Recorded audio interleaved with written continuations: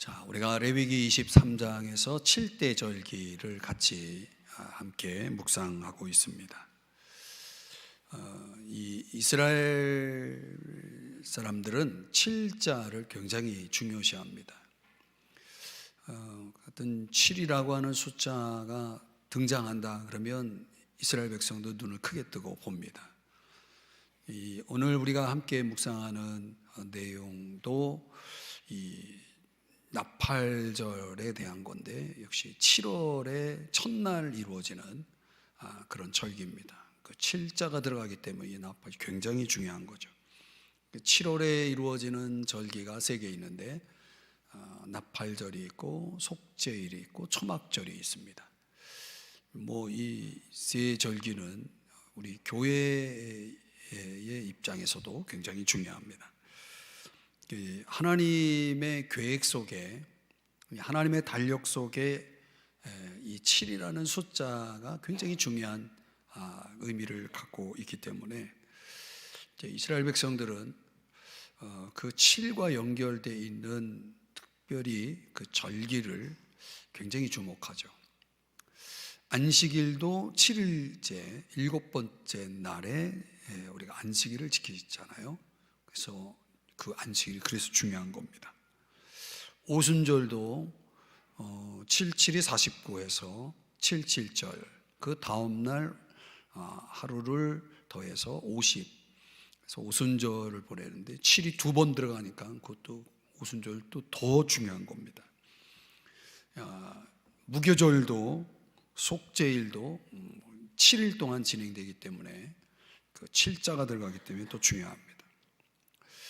우리가 7이라고 하는 숫자가 나오면 히브리적 사고를 동원해서 이 7은 충만 또는 만족, 이런 뜻을 가지고 있습니다. 한번 따라 하십시다. 충만, 만족, 이런 뜻의 원에서 유래되었고, 그런 차원에서 또 이 7자가 나오면 이스라엘 백성들은 그 7자의 의미 속에 서원하다 또는 맹세하다, 이런 뜻을 또 가지고 있습니다. 그래서 우리 편에서는 충족이고 만족이지만 하나님을 대해서는 서원하고 맹세하는 그런 이 의미로서 7을 굉장히 중요시한다는 걸 생각하면서, 그러니까 주님은 이 7과 관련돼서 말씀하신 거에 대해서는 너무나 중요하기 때문에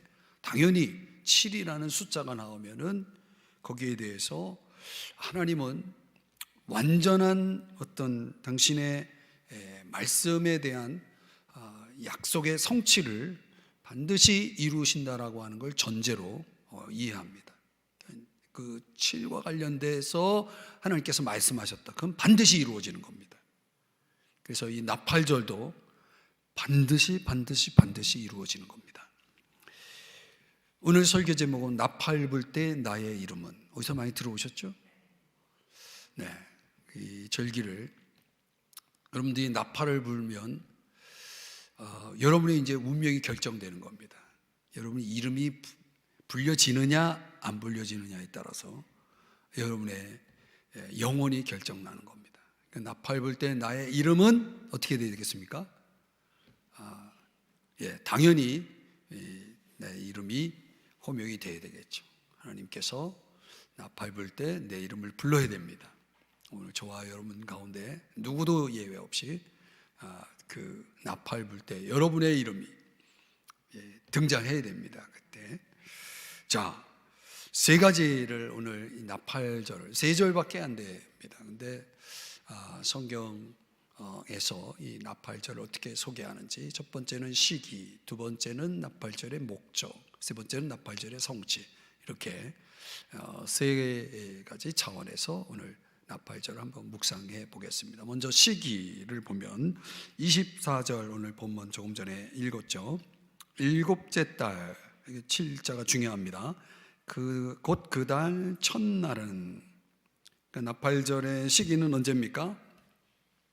그들의 달력으로, 유대력으로는 7월 1일이 되겠죠. 7월 1일. 그때는 어떻게 해야 되냐면 쉬는 날이 되어야 됩니다. 다른 거 하면 안 됩니다. 나팔 불 때 다른 거 하고 있으면 안 됩니다. 나팔이 부러지면 그때 그날은 반드시 쉬면서 기념을 해야 됩니다. 그때 나팔은 뭘로 부냐면 수양으로 만든 뿔로 나팔을 불게 됩니다. 유대인들은 이 전통적인 믿음 속에서 나팔이 부러지면은 사탄의 어둠의 역사가 끝이 나고 이제 메시아가 오신다라고 그들은 전통적인 믿음을 가지고 있는 것입니다. 우리도 나팔이 불면 사탄의 시대가 끝나고 이제 메시아, 우리에게는 이제 재림의 주님이 오신다라고 하는 그런 우리 기독교적 전통 믿음을 가지고 있죠. 나팔이 분다는 건 매우 중요한 겁니다. 이 나팔이 사용된 구체적인 시점은 민수기 10장인데요. 우리가 이제 레위기를 끝내면 민수기로 넘어가서 또 이제 민수기를 묵상할 텐데, 나팔은 크게 세 경우에 사용되었습니다. 첫 번째는 이 민수기 여러분 자막의 내용 보시는 것처럼 회중을 모을 때 나팔을 붑니다. 그 많은 회중들을 모으기 위해서는 나팔이 사용될 수밖에 없는 거죠. 백성을 모을 때는 나팔이 이제 불리는 겁니다. 그 다음에 전쟁이 시작될 때, 전쟁을 알릴 때 역시 또 나팔이 불게 되고, 또 특별한 날, 오늘 본문에는 희락의 날, 정한 절기, 초하루는 뭐 월삭이라고 말하기도 하고, 여러분들 새 달이 시작되면은 첫날, 그러니까 7월 첫날이니까 이날도 이 초하루에 해당이 되죠. 동시에 7월 첫날 이제 그들은 나팔을 불어서 이 절기를 이제 기념했다는 것입니다. 이 나팔절을 이 원어로는 로시 하샤나, 해의 머리, 번역하면 해의 머리 이렇게 하는데요. 우리 달력으로는 9월 말에서 10월에 해당되는 그 시기에 이제 그들은 7월, 그들의 달력 유대력으로 7월 1일에 나팔절을 지키게 됩니다. 이제 이 유대인의 달력은 음력을 따르기 때문에 이제 우리와 좀 날짜가 다르게 계산이 되죠. 이 나팔절은 이제 7월 1일에서 시작해가지고 10일 동안 진행됩니다. 10일 동안. 이때 드리는 제사는 조금 전에 뭐 10절에도 거기 뭐 번제물을 드리고 화목제물을 드리며 이런 부분이 나오는데, 민수기 29장에 보면은요, 한번 보실까요? 7째 달에 이르러는 그달 초하루에, 이날이 언제입니까? 조금 전에 나팔절이 시작되는 날이죠. 이때에 나팔을 붑니다. 그리고 2절을 보면, 자, 이 나팔절에 어떤 제사를 드리느냐, 레위기의 오늘 본문에서는 이 부분이 언급되고 있지 않습니다. 그래서 민수기를 참고하는 겁니다. 우리 2절을 다 같이 읽어보겠습니다. 시작. 너희는 수송아지 한 마리와 수양 한 마리와 1년 되고 흠없는 수양 7마리를 여호와께 향기로운 번제로 드릴 것이며, 자, 수송아지 한 마리, 수양 한 마리, 1년 되고 흠없는 어린 양 7마리, 수양 7마리죠. 자, 그 다음에 번제를 그렇게 드리고, 3절을 또 보시면 소제가 여기에 들어갑니다. 번제로 드릴 때에 그 번제에 해당되는 희생제물의 소제, 고운 가루 10분의 3, 10분의 2, 10분의 1 이렇게 배당이 되죠. 그 소제를 겸해서 같이 드립니다. 소제가 뭔지 아시죠? 곡식을 가루로 만들어서 드리는 겁니다. 곡식 제사죠. 그리고 4절, 또 4절을 보면은 어린 양 7마리에는 어린 양 한 마리마다 10분의 1을 드릴 것이며, 자, 아까 좀 설명을 드렸죠. 5절, 또 너희를 속죄하기 위하여 수염소 한 마리로 속죄제를 드리되, 이 속죄제가 들어가요. 그리고 6절, 그 달에 번제와 그 소제와 상번제는 매일 아침 저녁으로 드리는 번제 물은 특별한 날이라고 해가지고 그 제외서 드리는 게 아니라 그것도 드리고 또 그날 나팔절과 해당되는 제물도 드리고 원래 드렸던 것도 드리고 같이 드리는 겁니다. 해서 이거 여호와께 드릴 것이다 이렇게 말씀하고 있습니다. 많이 드리죠. 나팔절도 많은 희생제물이 하나님 앞에 소제와 함께 드려집니다. 거기에는 이제 번제를 위한 속죄제를 위한 그런 제사의 내용들이 들어가 있습니다. 이 나팔절의 시기는 이렇게 그들이 새해를 시작하는 차원에서의 새해 첫날을 맞이하는 그런 차원에서 또 주님이 나팔을 부실 때 부르신다면 나팔을 부신다면은 그 나팔 소리와 함께 내 이름을 부를 때에 그때 주님을 맞이할 수 있는 차원에서의 어떤 그런 준비 차원에서 그들은 그렇게 하나님 앞에 겸비했다라고 하는 것입니다. 두 번째, 이 나팔절의 목적, 이 나팔절의 목적은 이제 새로운 기회다라고 보면 됩니다. 새로운 기회. 왜 하나님은 이 나팔절을 백성들에게 명령하시고 이 절기를 지키라 하셨냐면은 결국은 새로운 시작이라는 차원에서도 되지만 바로 하루 전날은 전해가 되겠죠. 그죠? 어제까지 내 인생 속에 많은 실패가 있었고 많은 죄악들이 있었다면 이제 오늘이라는 날을 시작으로 했을 때 나는 이전과는 다른 삶을 살아야 되잖아요. 나에게는 다시 시작되는 새로운 기회가 되어지는 것입니다. 우리 그리스도인들의 삶은 바로 이런 새로운 시작과 같다. 어떻게 보면 하나님께서 나에게 주신 새로운 기회죠. 내가 오늘 회개했다. 그러면 나에게 이제 다시 한번 하나님이 기회를 주시는 겁니다. 그래서 우리를 용서해 주시는 거예요. 우리가 하나님 앞에서 날마다 용서를 구하는 이유는 죄에 대한 단순한 용서의 개념보다는 나에게 한 번 더 기회를 달라는, 나에게 한 번만 더 기회를 달라고 하는 그런 새로운 기회에 대한 하나님 앞에 어떤 요청이라고 볼 수가 있는 거죠.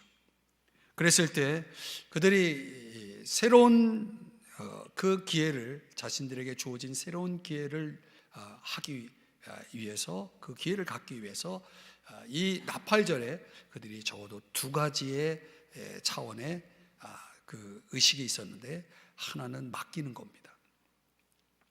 전폭적으로 내 앞으로의 오늘을 시작점으로 해서 앞으로의 나의 남은 날들을 하나님 앞에 전폭적으로 맡긴다라고 하는 그런 차원의 맡김. 두 번째는 하나님의 언약에 대한 철저한 재확인. 하나님의 언약, 하나님과 나 사이에 맺어진 그 언약을 이제 내가 다시 한번 하나님 앞에 내가 헌신하여 살겠노라고 하는 이 언약에 대한 헌신을 다시 한번 재확인하는 차원에서, 그런 차원에서 이 나팔절을 그들은 그러한 목적으로 지켰다라고 하는 것입니다. 그래서 오늘 우리가 이 본문에서는 그런 목적들을 명시하고 있지는 않지만 창세기 12장 3절에 보면 이제 하나님께서 아브라함에게 새로운 기회를 주실 때 바로 이 약속으로부터 시작하지 않습니까? 우리 한번 자막의 내용을 같이 읽어볼까요? 시작. 땅의 모든 족속이 너로 말미암아 복을 얻을 것이라 하신지라. 아멘. 그러니까 우리가 하나님 앞에서 이제 어떤 새로운 출발을 할 때 하나님은 우리에게 뭘 명령하시냐면, 너는 너로 말미암아 모든 족속이 복을 받을 것이다. 너는 복의 근원이 될 것이다. 이게 하나님이 아브라함에게 준 약속이잖아요.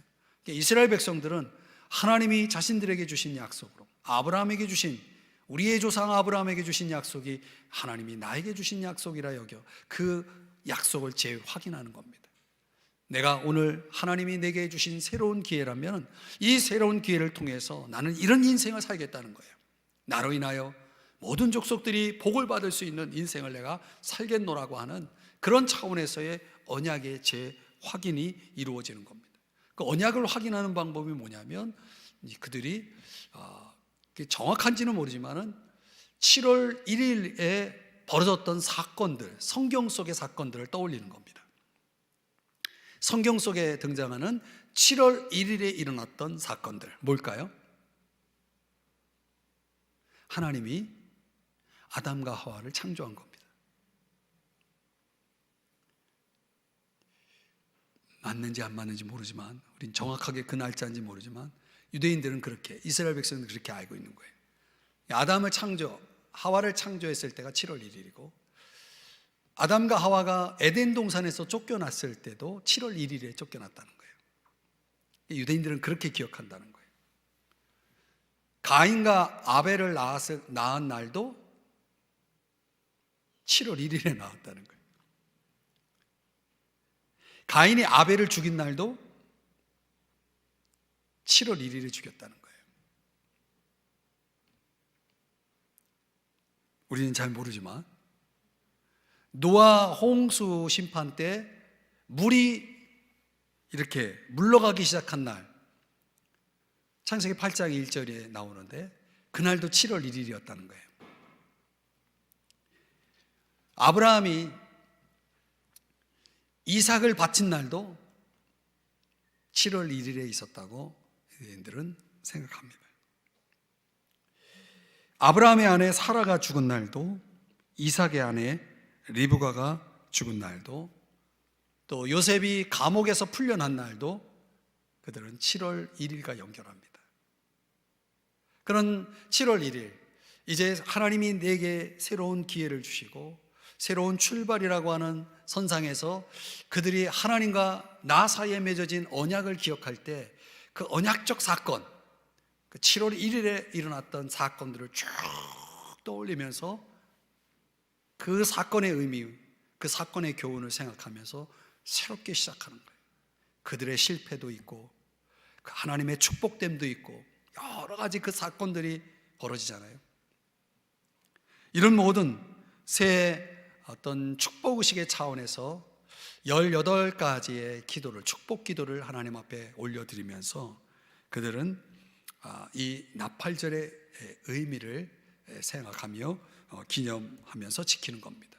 그러면서 이제 이 나팔절 기간 동안에 그들이 기도할 때에 어떤 믿음을 그들이 드러내냐면, 하나님께서 온 우주 만물을 통치하시고 다스린다라고 하는, 그분은 우리의 통치자라고 하는 그런 믿음. 여러분도 믿으시죠? 하나님 모든 걸 통치하시는 분이다. 그리고 하나님은 심판자이시다. 모든 세상을 심판하신다라고 하는 그런 개념. 그분은 통치자이시며 심판자이시다라고 하는 그런 믿음과 함께 이제 새로운 기회를 부여하신 하나님의 은혜에 대한 감사와 기쁨을 표현하면서 이 나팔절을 보내는 겁니다. 저는 그런 저들의 어떤 그런 의식과 어떤 그런 목적, 그 의식에 담겨져 있는 그 목적을 생각해 보면, 나팔절은 결국 우리에게 있어서 어떤 영적인 메시지를 던져주냐면, 결국은 하나님 앞에 새롭게 용서받은 첫 출발, 그게 뭡니까? 우리로 말하면 영적인 구속이죠. 내가 구원받은 날이 되는 거 아닙니까? 제가 마치 제 영적 생일 7월 23일을 기억하는 것처럼 내가 하나님으로부터 다시금 새롭게 시작한 날, 그날은 나의 영적인 새해죠. 1월 1일이 되는 거죠. 그러니까 유대인들은 그 나팔절을 그런 개념으로 자신을 구속하시고 다시금 죄악에서 용서하시고 이제는 새롭게 나를 출발하도록 하시는 차원에서 오늘 7월 1일은 나에게 어떤 의미가 있느냐? 구속의 의미요, 갱신의 의미요, 새로움의 의미가 되는 겁니다. 그러니까 우리가 그렇게 생각하면 우리의 매일은 나팔절이어야 됩니다.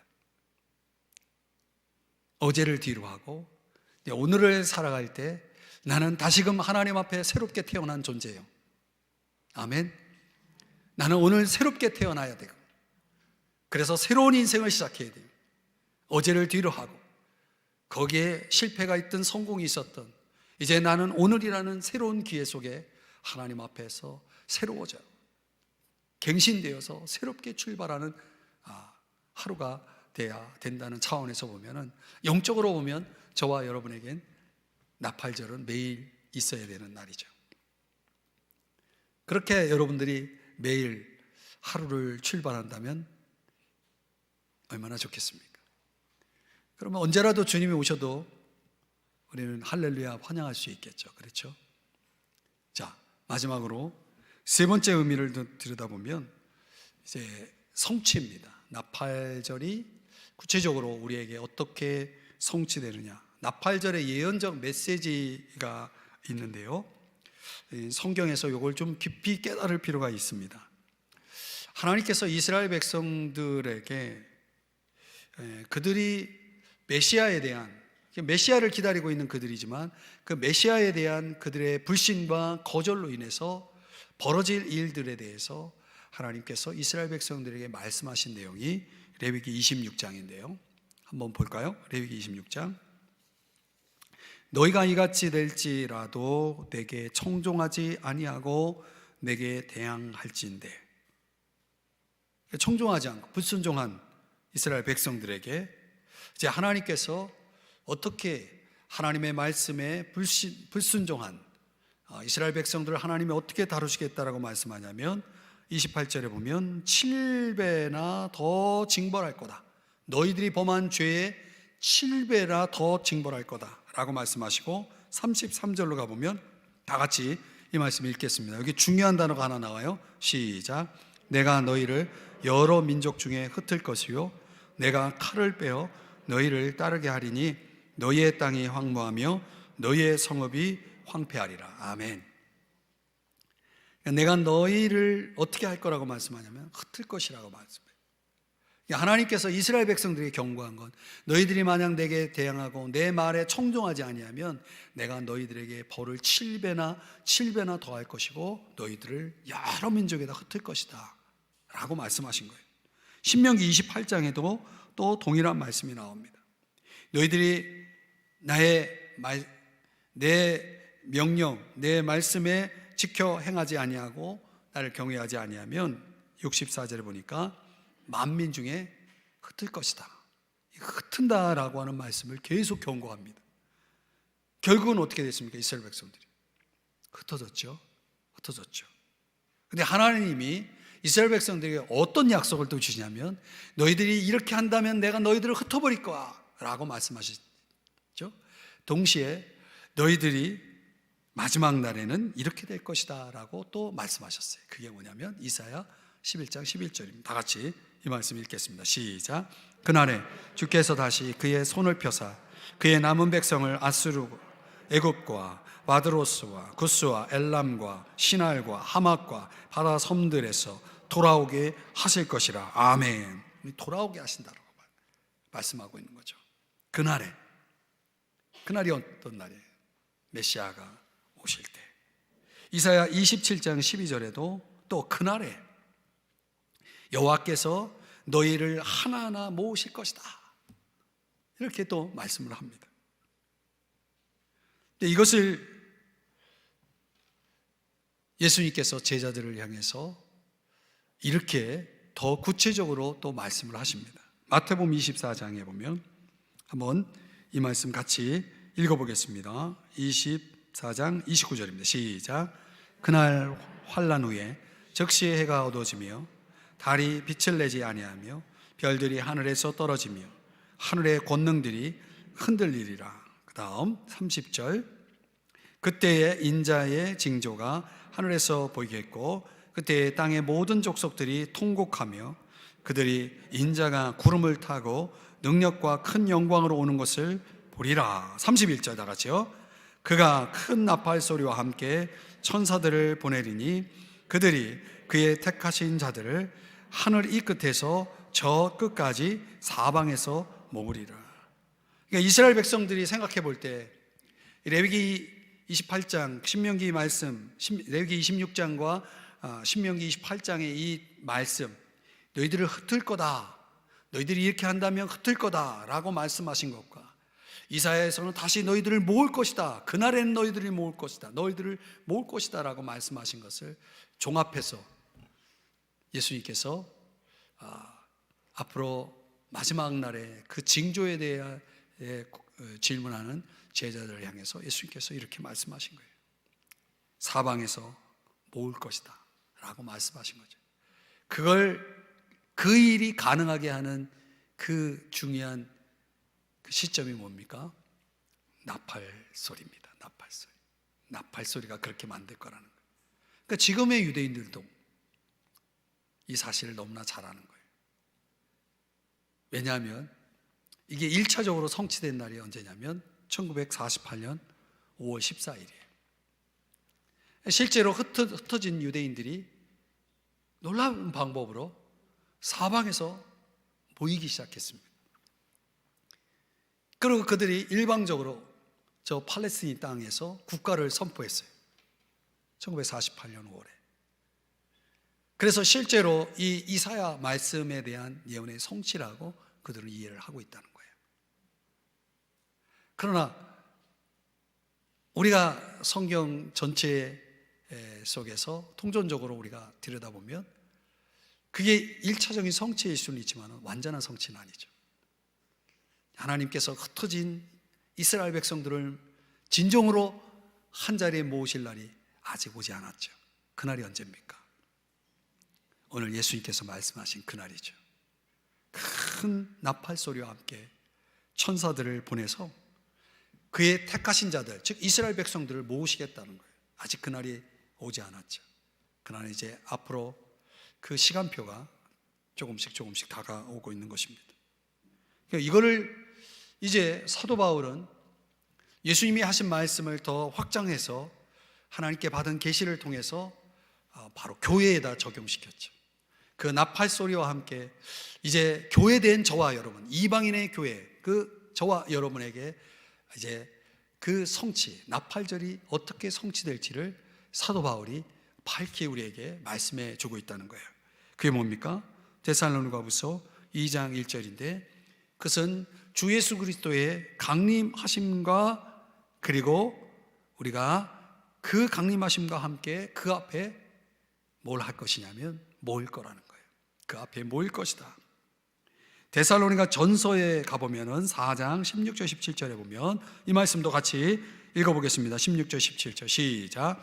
주께서 호령과 천사장의 소리와 하나님의 나팔 소리로 친히 하늘로부터 강림하시리니 그리스도 안에서 죽은 자들이 먼저 일어나고 17절 그 후에 우리 살아남은 자들도 그들과 함께 구름 속으로 끌어올려 공중에서 주를 영접하게 하시리니 그리하여 우리가 항상 주와 함께 있으리라. 아멘. 이걸 보다 더 분명하게 좀 더 깊은 계시로 고린도전서 15장에서 말씀하고 있는데요. 이것도 또 같이 읽어보겠습니다. 시작. 보라, 내가 너희에게 비밀을 말하노니 우리가 다 잠잘 것이 아니요 마지막 나팔의 순식간에 호련히 다 변화되리니 52절 나팔 소리가 나매 죽은 자들이 썩지 아니할 것으로 다시 살아나고 우리도 변화되리라. 이 썩을 것이 반드시 썩지 아니할 것을 입겠고 이 죽을 것이 죽지 아니함을 입으리로다. 아멘.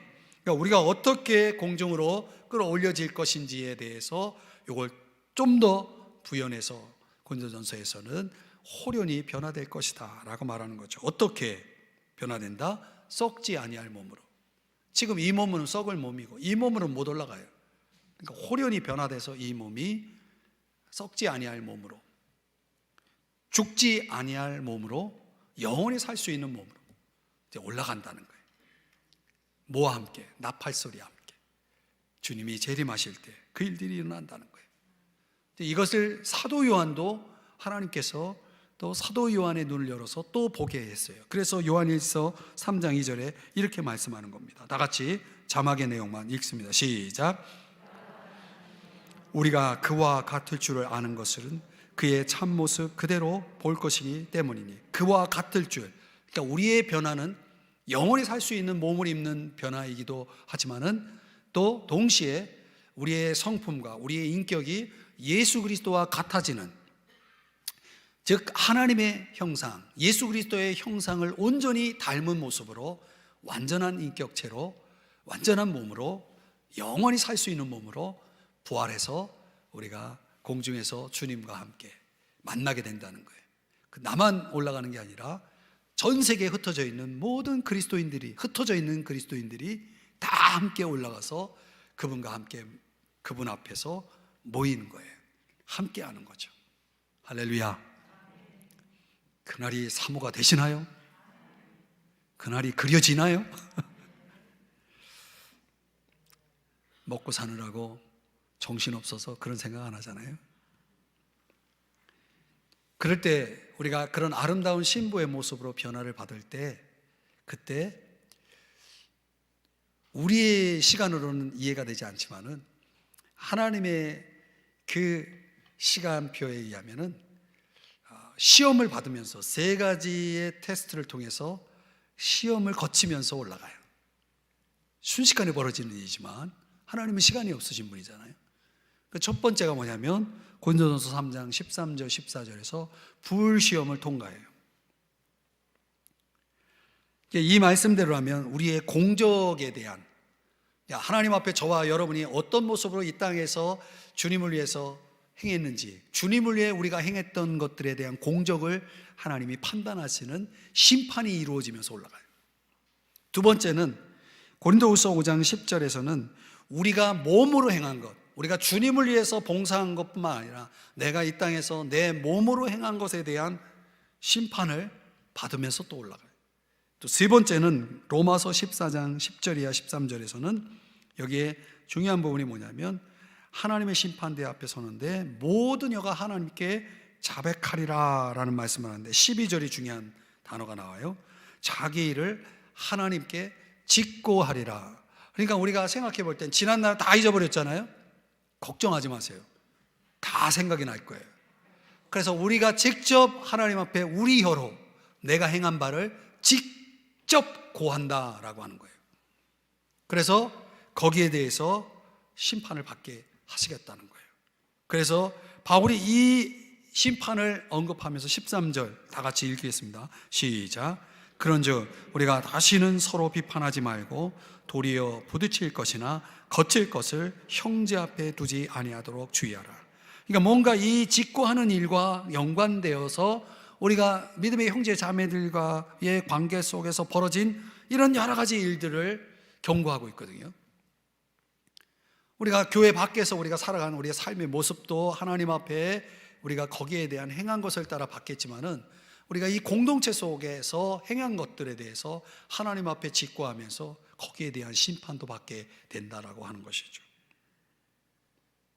이런 3가지 시험을 거쳐서 우리가 호련히 변화된 모습으로 설 때에 에베소 5장 26절 27절에서는 아주 깨끗하고 거룩한 모습으로, 여기 말대로 흠이 없는 모습으로, 완전한 모습으로 주님 앞에 서게 되어진다는 거죠. 그러면 그렇게 주님 앞에 모여서 뭘 하게 되느냐? 요한계시록 19장에 보면은 여러분이 많이 들어보셨죠? 혼인잔치가 벌어지는 거죠. 어린 양의 혼인기약.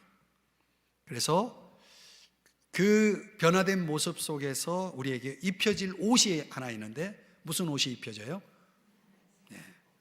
세마포, 빛나고 깨끗한 세마포, 신부 옷이죠. 단장한 신부 옷으로 입혀졌을 때 우리가 이제 그 잔치에, 예수님의 비유에서는 예복을 입지 않고 잔치에 참여한 자들이 있었죠. 왜 예복이 없냐라고 물었으니까 거기 성경은 뭐라고 말합니까? 유구무원했다 그랬어요. 아무 말 안 해요. 거기서 그 잔치에서 쫓겨나지 않습니까? 이 옷이 있어야 되는 거예요. 성도들의 옳은 행실, 하나님 앞에 우리의 의의 옷이 예수 그리스도로 힘입어 입게 될 의의 옷이 입혀지는 그 순간이죠. 그래서 신부로서의, 예수님의 신부로서의 단장한 모습으로 저와 여러분이 온 세계에 흩어져 있는 모든 성도들이 모여서 이제 저 하늘나라에서 혼인잔치가 이제 펼쳐지는 것입니다. 이게 성경에서 말하고 있는 이 나팔을 부는 날, 그 나팔절이 가지고 있는 예언적 메시지죠. 종말론적 메시지죠. 이것이 지금 우리가 지난주에 살펴봤던 어떤 절기가 지지난주죠. 다 잊어버렸죠. 오순절을 살펴봤죠. 그러니까 오순절까지는 이미 다 이루어졌거든요.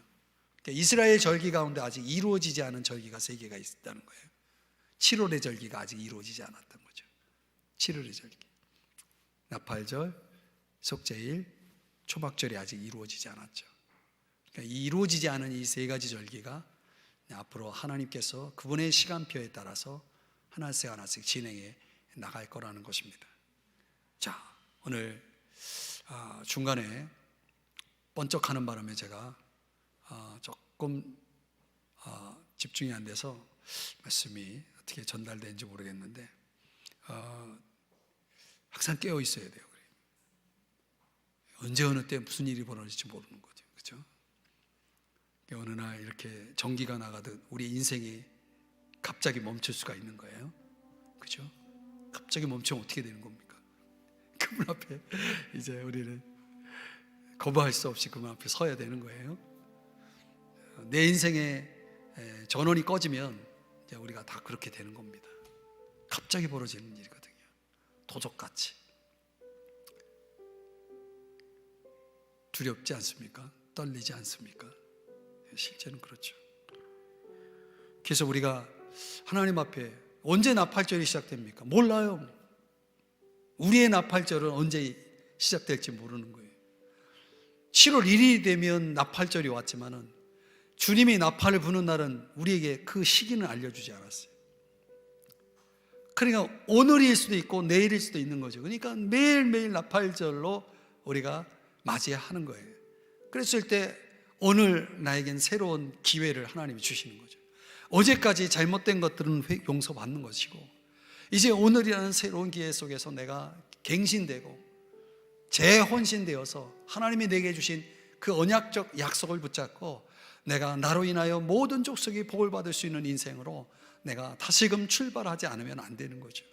그래서 주님이 기뻐하시는 열매를 맺고 내가 행한 바를 따라 하나님 앞에 심판을 받을 때 부끄럽지 않는 모습으로 서기 위해서 교회 안에서나 교회 밖에서나 내 인생 하나님 전체가 불꽃 같은 눈으로 나를 바라보고 계시는 그분 앞에서 조금도 부족함이 없고 조금도 부끄러움이 없는 모습으로 서기 위해서 오늘도 내가 깨어서 하나님 앞에 하나님 임재 의식을 가지고 살아간다면 그분의 나팔 소리와 함께 내 이름을 부를 때에 할렐루야 하면서 주님을 맞이할 수 있는 잘 단장된 아름다운 신부로 주님을 맞이하고 주님의 그 혼인잔치에 참여하게 되는 모습, 우리가 저와 여러분이 그런 모습으로 뭐 해야 돼요? 준비되어야 된다는 거예요. 그런 소망을 가지고 살아야 된다는 거예요. 할렐루야, 할렐루야. 말씀을 들을 때뿐이죠. 또 저 문을 열고 나가면 또 세상 걱정하면서 주님이 언제 오시든 상관없고 또 내 인생 내가 그냥 또 그렇게 마구 낭비하면서 살 수 있는 게 바로 저와 여러분의 모습이죠. 그러면 안 됩니다. 이제는 그러면 안 됩니다. 우리가 다 깨어 있어야 됩니다. 오늘 이 말씀을 여러분의 귀로 듣고 가신다 생각하지 마시고 여러분의 마음판에 새겨서 여러분의 평생 어느 순간에도 그 말씀이 살아 움직이는 살았고 운동력 있는 말씀으로 역사해서 여러분들 속에 정말 그 기쁨의 그날 우리가 그 환희 속에서 주님을 만날 수 있었으면 좋겠습니다. 그때 제 곁에 여러분들 다 있어야 되는 거예요. 네. 아니 여러분 곁에 제가 있어야 되나요? 네, 기도하겠습니다.